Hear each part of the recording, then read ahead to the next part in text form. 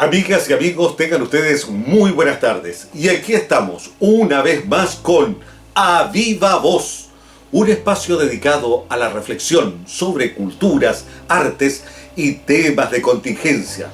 En esta ocasión estamos desarrollando un ciclo con cuentos de misterio que pertenecen al libro Vida y Muerte Ajena, que próximamente estará en circulación. Y hoy día les traigo este cuento que se llama A las 6 en punto. Les voy a pedir que se concentren, cierren sus ojitos y comiencen a imaginar la historia que les voy a contar. Vamos a la acción. Al reventar el día, por lo común, se le observaba de pie frente a una mesa. En su visión de fecunda perplejidad, golpeaba con la punta de sus dedos las teclas de una máquina de escribir, sin pausa ni respiro, en tanto que impalpables hojas de papel caían una tras otra, boca arriba y boca abajo, al interior de la bocaza ávida de un tacho que las devoraba. Es evidente que no todas corrían la misma suerte. Algunas se encumbraban al cielo, atizadas por sus propios bríos. Otras planeaban el suelo. En cambio, las más vivas escapaban libres por la ventana. ¿A dónde irían a parar? Lo desconocía. Sin otra cosa, deseaba que volaran muy alto y que nunca dejaran de hacerlo. Escribe hasta tu último aliento, no pienses en ningún otro asunto, me aconseja la aberración del entendimiento. Pensaba en voz alta. Cuál fanático religioso imploraba a los dioses ignotos que nada ni nadie detuviera su labor. Ojalá que ningún mortal se atreva a cruzarse en mi camino, pues si alguien lo hace, estoy dispuesto a dispararle un verbo violento al corazón. No teman, eso no es factible que ocurra, porque me encuentro solo y desarmado, dijo de pie en medio de la habitación. De pronto, un bramido que acabó en un quejido se oyó en la cercanía. En forma repentina y rápida, detuvo sus manos dejándolas suspendidas en el aire. Un temblor inverosímil se incrustó en la barbilla. Ese sonido provenía del caduco mental que tenía por vecino. Era un viejo que de cuando en cuando gemía a manera de un recién nacido, intentando huir de los horrores que lo atormentaban.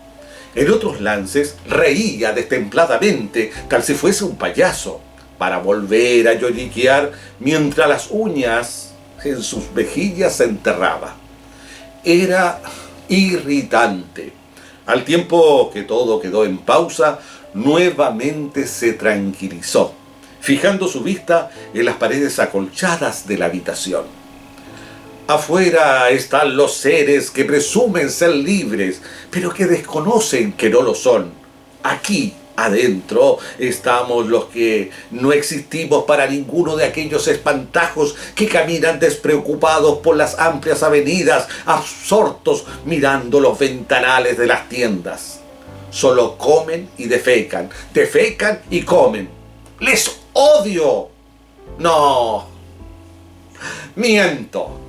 Ese sentimiento no tiene cabida en mí, tampoco otros. De día y de noche, en una o en otra estación, solo el vacío me acompaña. Ese compañero fiel que, pese a carecer de rostro, me escucha y me hace descansar en su regazo. ¿Cuánto tiempo llevo en esta celda fría con olor a fenol, sudor y orines? ¿2? ¿20? ¿50 años? Lo ignoro. Sea como fuera, hoy dejo que ellos pasen por mi lado. No les dirijo la palabra, tal si fueran unos desconocidos. En ocasiones me pregunto, ¿a dónde habrá ido a parar mi sofá, la taza de café, el terno azul, los zapatos negros de charol? No tengo la puta idea. ¿Por qué me vienen a la cabeza esos vagos retratos? A lo mejor no tienen ningún lazo con mi historia. Y si existieron es fácil presumir que se hallen destripados en un vertedero. ¡Qué bien para ellos! Ya no tendrán que preocuparse por mi depresión horrorosa. Quisiera estar en su posición con tal de dormir sin despertar en la vida. No puedo tolerar la situación que todavía respire y mantenga una pizca de discernimiento. Puedo darme cuenta de que acá hay una puerta de hierro, que allá arriba, muy arriba, hay una ventana. ¿Por cuál motivo la hicieron tan alta? Es un hecho que nunca podré echar una mirada hacia afuera. Qué crueles son los que la construyeron. ¿Alguien podría decirme si ya son las 6 de la tarde? ¡Mierda! ¡No se queden ahí callados! Quiero saber si son las 6. Nada más. Parloteaba inquieto con su sombra, en tanto que cruzaba de un punto a otro de manera diagonal. A ese horario, ni más ni menos, la doctora venía a examinarlo todos los días viernes. Aun cuando en su posición no tenía visibles los tiempos, intuía que llegaría en cualquier momento. Curiosamente, ansiaba escuchar la voz que decía: «Aquí estoy, a las 6 en punto». En más de alguna eventualidad se preguntó cuál era el sentido de esa frase. Lo cierto es que le sonaba parecida a la declaración de una enamorada que llegaba puntual a su cita. En el fondo, para él era un clarín de esperanza. Si bien puede resultar paradójico, el encierro le había permitido desarrollar el sentido del olfato, merced al cual podía distinguir los olores inimaginables para las personas comunes y corrientes. Cada uno de ellos lo ponía en diversos estados de ánimo. En este caso, la fragancia otoñal que expelía el cuerpo de la facultativa los transportaba a otra naturaleza. Fantaseaba que estaba en una plaza colmada de árboles verdes, amarillentos, en cuyo suelo se observaba una gran alfombra de hojarascas. Ese chirrido metálico y duro lo conozco como la palma de mi mano. Han abierto la reja central. Si los oídos no me fallan, puedo reconocer el chasquido de 2 pisadas. Sí, la primera de ellas es pesada. La que sigue es suave y viene más atrás. Es obvio que son las 6. ¡Vamos, hombre! Debes arreglar tus pocos cabellos que te quedan. ¡Ay, cómo me gustaría cambiar en un santiamén esta horrible ropa de sanatorio! ¡Qué bochornoso! La habitación es un desastre. ¡Al demonio! Se encuentran ya a escasos 15 metros. No alcanzo a ordenar nada. Domino a la perfección la distancia que hay entre la entrada y mi cuarto. Nunca hierro. Pero, ¿qué pasó? ¿Por cuál razón no siguen avanzando? ¡Ajá! Si no me equivoco, están abriendo la pieza número 2. Así es. ¡Maldición! Esta espera me perturba. Discurría atolondrado. Dado ese imprevisto, pensó que sería mejor aprovechar el momento para ordenar los pensamientos que revoloteaban sin concierto en su mollera. Se recostó en el camastro, cuyas patas estaban apernadas al piso de cemento, y ahí se quedó contemplando el techo, como si nada pasara.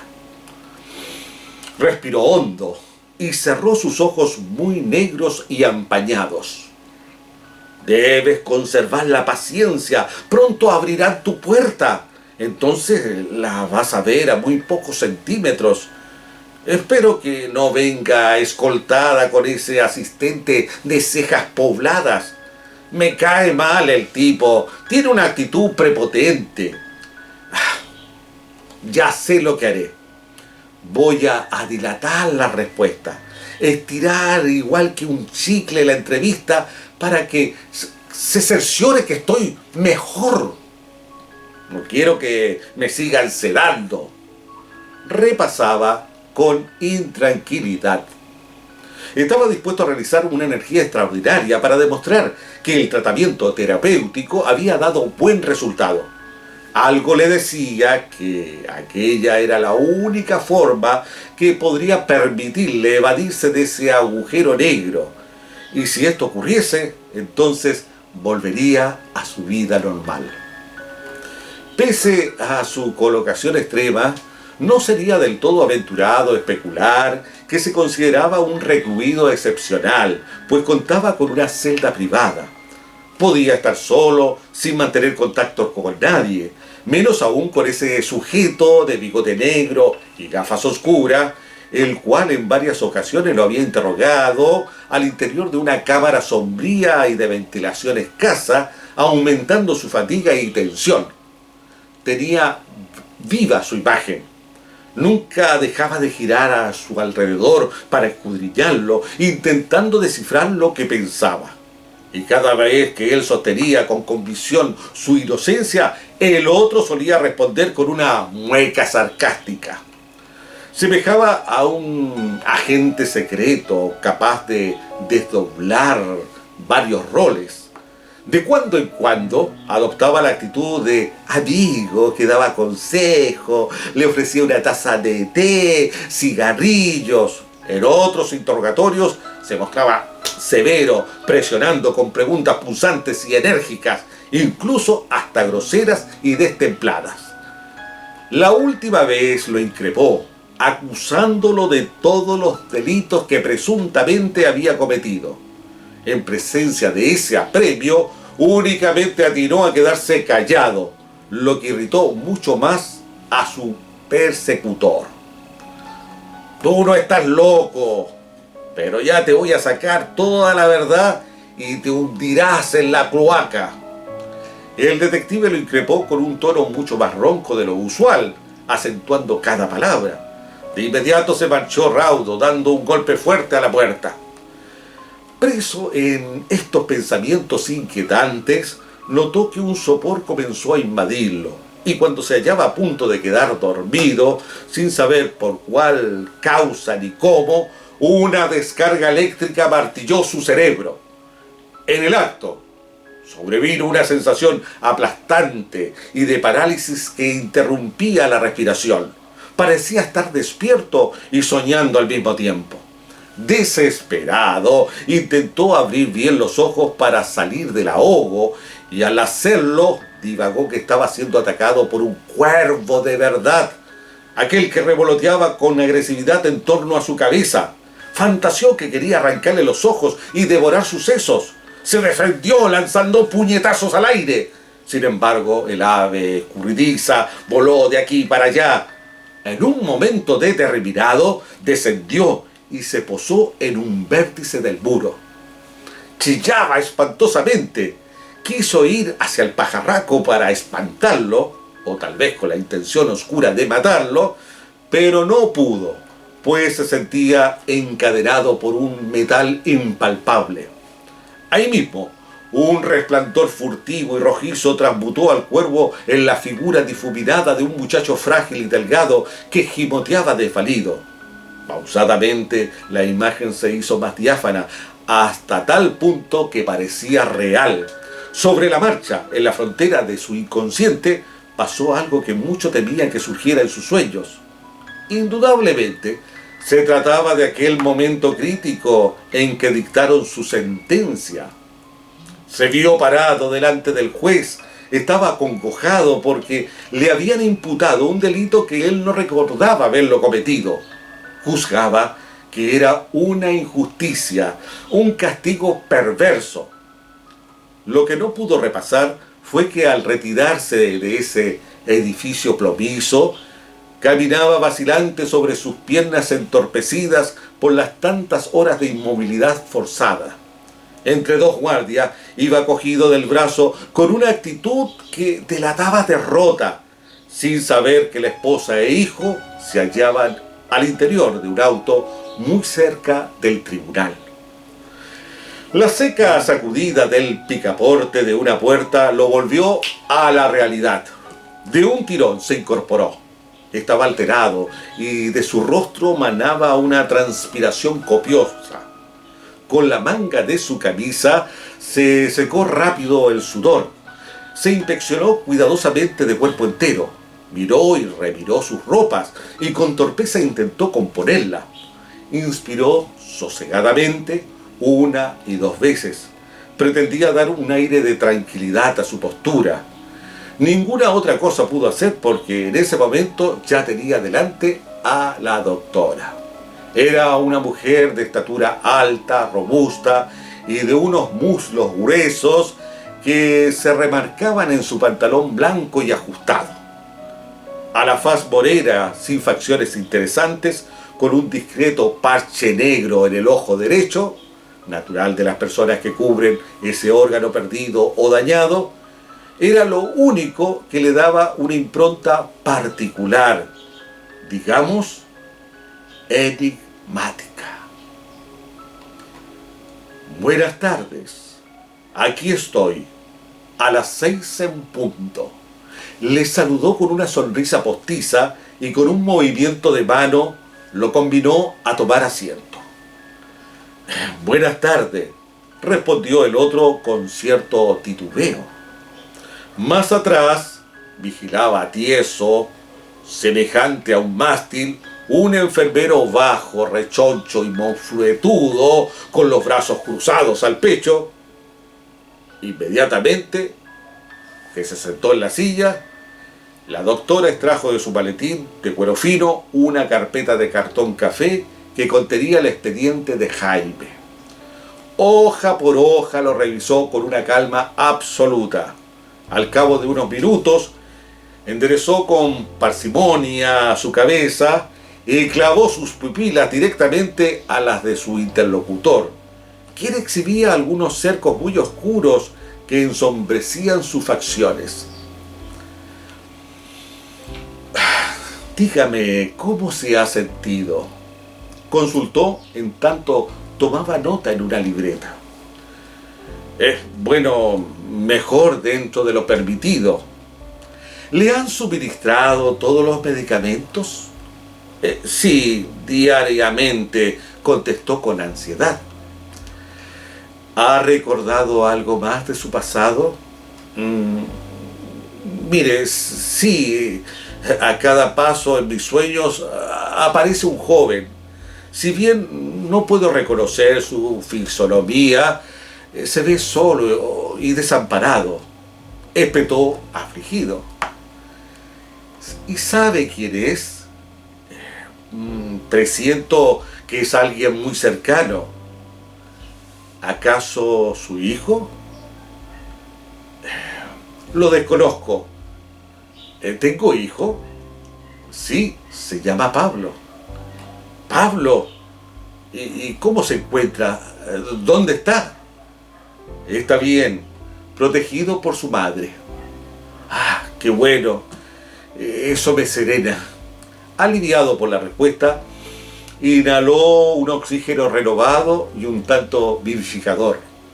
En ese instante la psiquiatra echó una mirada al fondo de las pupilas dilatadas del interlocutor, intentando descubrir algún recóndito secreto.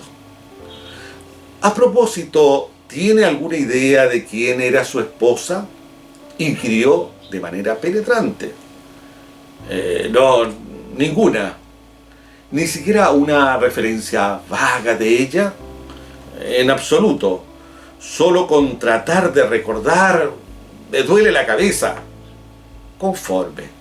¿Existe otra situación que haya soñado o descubierto?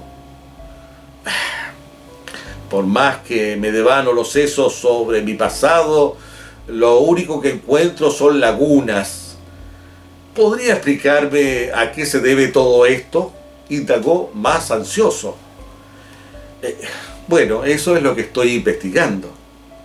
Lo que Jaime no sería capaz de discernir es que ese desbarajuste cerebral que vivía era el efecto de un acontecimiento traumático, algo que se desconectó y borró de su mente, similar a un disco fallido. ¿Puede recordar en qué trabajaba? Eh, este, bueno, sospecho que me gustaba escribir. ¿Y por qué lo dice? Puede ser porque todas las mañanas agito mis manos, al igual que si estuviera escribiendo en una máquina. ¿Quizás era escritor? Me parece que no. ¿Y qué hacía entonces? Escribía. ¿Qué escribía? Oh, qué difícil. ¿Reconoce este periódico? ¿De qué se trata? Tome, lea. El Ilustrador. El periódico le parecía conocido. ¿No le resulta familiar el nombre? Sí, algo. Detrás de varios segundos le contestó dubitativo. Haga memoria. No estoy seguro. Ante la duda, lo ayudaré. Usted era periodista de este diario. ¿Periodista?, preguntó mirándola sorprendido. Eso es algo nuevo para mí. Le voy a efectuar una última consulta. Advierto, esta es clave. Le ruego responder con absoluta franqueza, tal como sucedieron los hechos. ¿A qué se refiere? Al asesinato de la empresaria Alessandra Bellini. No la conozco, menos tengo idea de ese crimen que menciona. ¿Está convencido de que no conoció a la señora Bellini? Nada, ni un detalle mezquino tengo en mi memoria. ¿No tuvo ninguna relación con ella? Honestamente, desconozco quién es. ¿Ignora lo que pasó la tarde del 28 de mayo del año pasado en la residencia de la familia Bellini? Le repito, no sé de qué habla, me confunde. La sensación de ansiedad volvió a surgir, amenazando su actitud tranquila que había mantenido. Desconcertado, intentó erguirse del asiento. Por favor, manténgase sentado, no se altere. Era una mera pregunta, ordenó con aplomo y controlada la psiquiatra. Disculpe, estoy tranquilo. Dio un respiro hondo para serenarse y se mantuvo sentado. Así me parece mejor. Dígame, ¿no recuerda cómo se hizo esa cicatriz que tiene en la frente? No, lo desconozco. Por lo que observo, hemos avanzado un poco en la recuperación de su memoria, pero no del todo como quisiéramos. Bueno, hoy llegaremos hasta este punto. Doctora, ¿y qué va a pasar conmigo? Muy inquieto intentó elevar su cuerpo, pero se frenó ante el gesto de alto que hizo Laura con la mano. Tómelo con calma. Por el momento deberá continuar en este psiquiátrico con el fin de recibir un tratamiento adecuado, replicó con prudencia. Doctora, quiero que sepa que soy inocente de lo que se me acusa. Es un error. A veces pienso que todo esto es un complot, aseguró con solidez. ¿Cómo puede afirmar eso cuando ni siquiera tiene claridad de nada? Las cosas no funcionan así. La sentencia fue categórica. Bueno, si usted no me cree, en ese caso me gustaría platicar con el responsable de este hospital.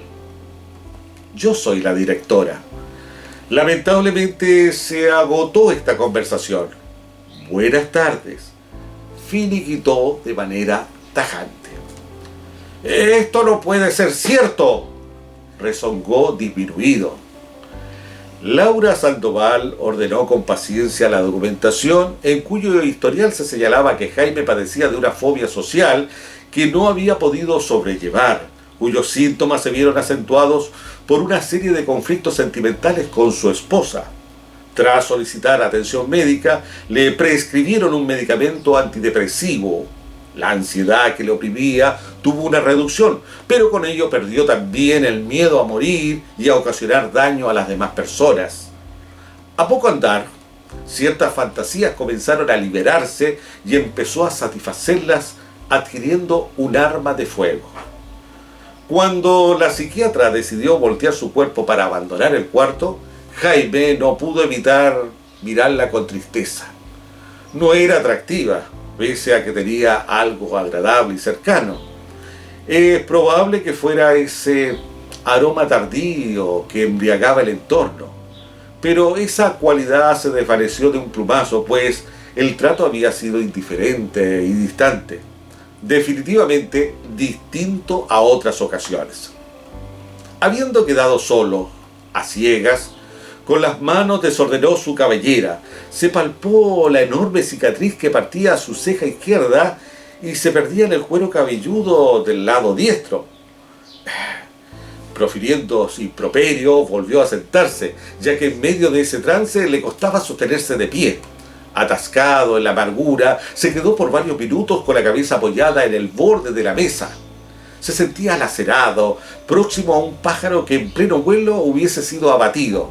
Más adelante, cuando alzó su mirada, se dio cuenta, no sin innegable desconcierto, de que el ilustrador estaba en un costado del mueble. No se equivocó al inferir que adrede, la especialista, lo había dejado ahí con la intención de que lo leyera. Deprisa lo levantó y con un solo golpe de vista revisó el titular de la portada: horrible asesinato de la acaudalada empresaria Alessandra Bellini. En el cuerpo de la nota se señalaba, comillas, el día 28 de mayo, la mujer de negocio fue ultimada a tiros, presumiblemente en manos del periodista Jaime Ahumada. Este último está casado con, cierre de comillas. Desafortunadamente no pudo seguir examinando más pormenores del acontecimiento debido a que el resto del escrito estaba tarjado con un plumón negro. ¿Para qué lo habrán borrado? ¡Qué raro!, exclamó con extrañeza. Ese detalle le quedó rondando en su mente sin alcanzar a resolverlo.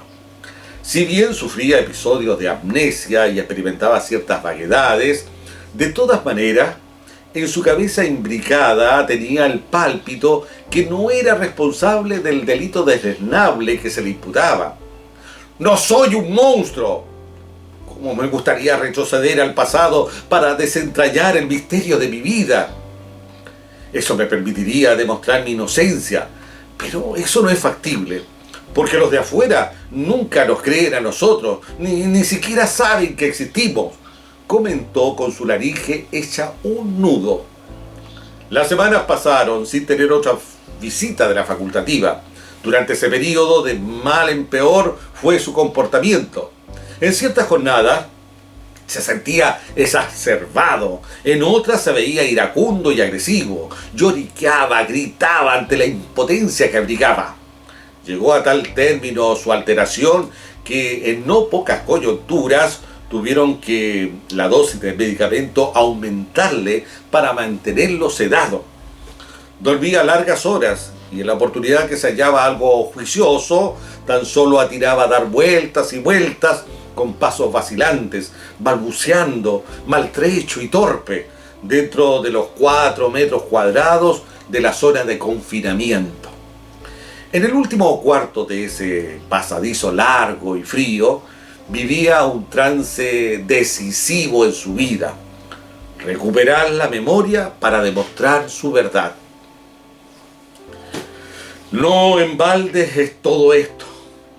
No tengo el ímpetu para enfrentar una circunstancia que me sobrepasa.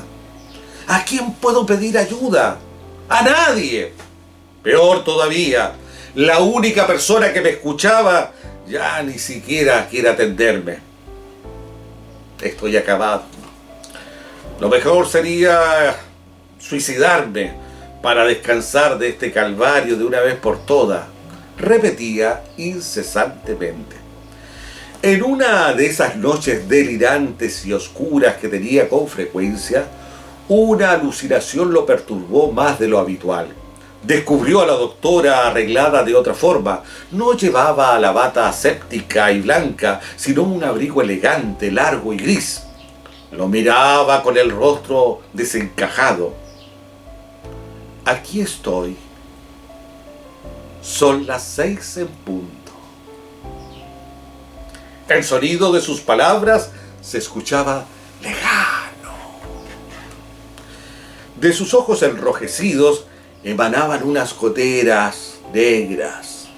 Todas sus facciones reflejaban una ira profunda y de su boca emergía en abundancia un barro arcilloso. Era la estampa de un ser perverso que estaba dispuesto a llevárselo al mismo infierno. Fue tan desquiciada la pesadilla que dio un chillido violento en la oscuridad. De buenas a primeras, tal como si fuese un plan sincronizado, la luz de la habitación se encendió sin darle tiempo para comprender el significado de la alucinación aterradora. Violentamente, 4 manos pesadas lo atenazaron de los brazos y los pies. 2 poderosas correas lo sujetaron de sus tobillos y otras 2 de sus muslos y muñecas. Otras más anchas le cruzó el pecho. Una aguja hipodérmica, gruesa y violenta, penetró en su carne, en tanto que un líquido caliente escaló sus venas hasta dejarlo adormecido. Escupió, pateó, insultó, todo lo que pudo mientras le inyectaban la droga, pero su defensa heroica fue infructuosa. Hizo una arcada sin conseguir vomitar. Ahí quedó, equivalente a un enfermo en estado vegetal. Empero, aun cuando con una pequeñísima comprensión de la situación, su vista debilitada alcanzó a divisar la silueta desvanecida de la doctora Sandoval. Con el mismo abrigo del mal sueño, en su hierático y arisco rostro se esbozó una sonrisa amarga. Se aclaró la garganta y se cuadró su parche negro. Querido, ¿por qué fui tan ingenua contigo? Muchos me habían advertido que eras un mujeriego. Yo no quise hacer caso. Asumí que eran meras habladurías, solo eso. Estaba tan preocupada por mi trabajo que nunca me di el tiempo para averiguar sobre tus salidas y movimientos que hacías con el pretexto de cubrir alguna crónica urgente. Durante los 10 años de matrimonio confié en ti a pie juntillas. ¿Y qué recibí a cambio? Traición tras traición. Tus correrías incesantes con esas fulanas que te calentaban me hastiaron. Una vez cuando dormías tuve unas ganas de estrangularte, de partir tu pescuezo y ver cómo morías lentamente bajo mi mirada.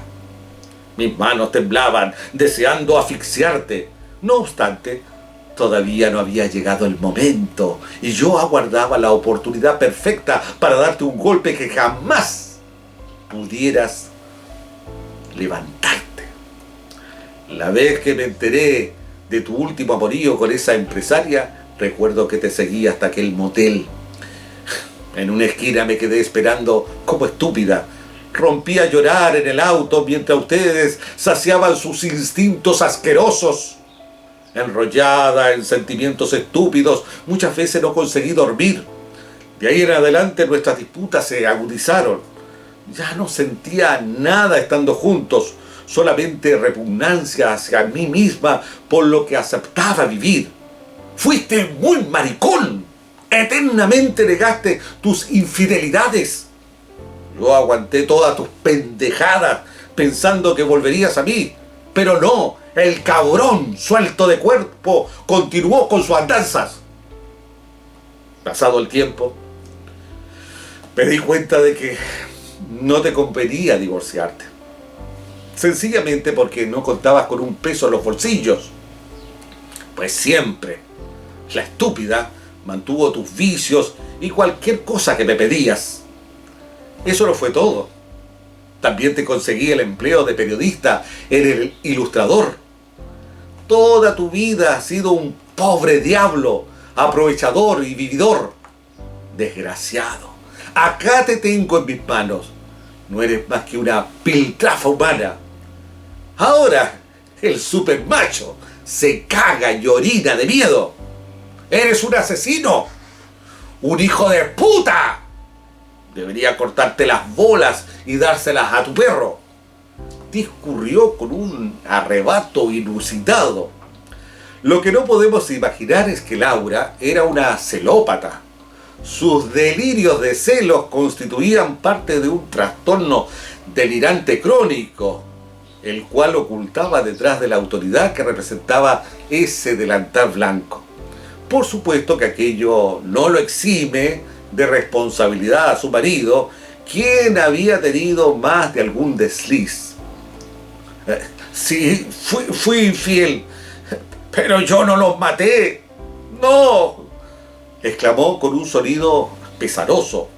Deducía que estaba en un campo minado, luchando por su vida. ¡Puto cabrón! Tus palabras no valen nada. El arma era tuya y todos sabían que estaba cagado de la cabeza.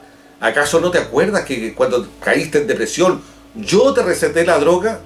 Diariamente me preocupé que tomaras una dosis doble. Empezaste a perder peso y tu apetencia sexual recurrente se fue al carajo. Andabas con mareo y somnoliento. Así todo, te hiciste amigo del esposo de esa mujer para ganar su confianza. Ahora me acuerdo por completo. Tú los mataste. Sí, fuiste tú. Eres una zorra. Al caer en cuenta de la verdad, gritó hasta desgallitarse. Los últimos aullidos se perdieron entre las herméticas paredes. Todo volvió a quedar en silencio. Te equivocas. Yo no cometí el asesinato. Aquella tarde fui directamente a la casa de esa familia, dispuesta a enfrentar la situación que me agobiaba. La inocente empleada me dejó pasar en el momento que le aseveré que era amiga de la tal Alessandra. Al ingresar a la sala, ustedes bebían en la barra del pequeño bar. Furiosa me lancé sobre ti. Lo que no estaba enterada era que Pablo me había seguido. Llevaba el arma que tú compraste. Una vez que escaló la mediana reja de la vivienda, entró a la carrera, justo en el instante que los dos los agredíamos mutuamente. El pobre, conmocionado por nuestras peleas y crisis reiteradas, no soportó presenciar otro escándalo. Entonces disparó a diestra y a siniestra, y fue ahí que la puta cayó muerta, mientras te desplomabas herido por la bala que rozó tu cabeza. En ese soplo perdiste la razón y te desmayaste. Por error, desgraciadamente, uno de los proyectiles rompió el espejo del bar, penetrando un pedazo de cristal en mi ojo. Quedé tuerta. Por tu culpa. ¡No! ¡Mientes!, exclamó él, tratando de zafarse de sus amarras. Mi hijo no hizo eso. Era un niño. Vete al carajo. No tienes noción de nada, contestó la doctora eufórica. Para tu conocimiento, él tenía 18 años. No puede ser. Las cejas del hombre se desenrajaron de pasmo. Movió su cabeza para remover los recuerdos enmarañados de su juicio consumido. Una vez que ocurrieron los hechos, limpié las huellas de Pablito y coloqué el revólver en tu mano. Tuve todo el tiempo del mundo para proceder a la limpieza, pues no había nadie, ni siquiera la sirvienta, quien al escuchar los balazos desde el otro lado de la residencia escapó gritando a la avenida. todo salió a pedir de boca. Para la policía el caso fue muy lógico. Era un crimen pasional. Tú mataste a la mujer, luego quisiste hacer lo mismo conmigo y finalmente tuviste un suicidio fallido. Tú sabes que soy una respetada profesional y poseo muchos amigos con influencia. Por ende, mi declaración fue admitida sin ninguna objeción. Además, no hubo otra versión, ya que tú te quedaste con la mente bloqueada. Debes agradecer, Jaime, que no te hayan enviado a la cárcel, sino a este sanatorio para que yo misma te cuidara. De forma fría y calculadora recordó y describió los detalles más macabros del homicidio. ¡Maldita!, vociferó ahumada, con un resabio amargo al descubrir que la asesina poseía una inteligencia impasible, llena de precisión, pero admirablemente controlada. No te mereces, mi amor. Todos estos años malditos lo he repetido susurrado, y ahora estoy convencida. Cada centímetro de mi cuerpo que te di, cada gemido en tu oído, cada orgasmo que vivimos, hoy no significan nada. Nunca me has merecido. Hoy lo sé. Su afirmación fue categórica. De inmediato, sus ojos se abrieron conforme a grandes lunas grises, mientras inspiraba por su nariz el aire frío que flotaba en el contorno. No me mates, te lo ruego, gimió, y definitivamente sintió que la hora final había llegado. Ella se encogió de hombro con indiferencia. Amorcito, exclamó con un tono sardónico. ¡Cuánto lo lamento! Hubiésemos sido muy felices, similar a esa tarde otoñal cuando nos conocimos en el parque, a las 6 en punto. ¿Te acuerdas? ¡Bah! ¡A la mierda con esa huevada de novela empalagosa y cursi! ¿Para qué hablo de una historia que no fue la que yo soñé? Me provoca fatiga discutir del asunto y tampoco sirve de nada. ¡Vete al infierno! Con aspereza pensó en voz alta por el disgusto profundo que la oprimía. La venganza es más deliciosa que la justicia, culminó con una entonación de triunfo. En un vuelo, con toda tranquilidad, desembolsó de uno de los bolsillos de su abrigo un frasco de pentotal. Sostuvo la jeringa en su mano, tal si fuera un lápiz, con la aguja apuntando hacia arriba, con la tapa todavía puesta, retrajo el émbolo hasta la línea máxima de la inyección.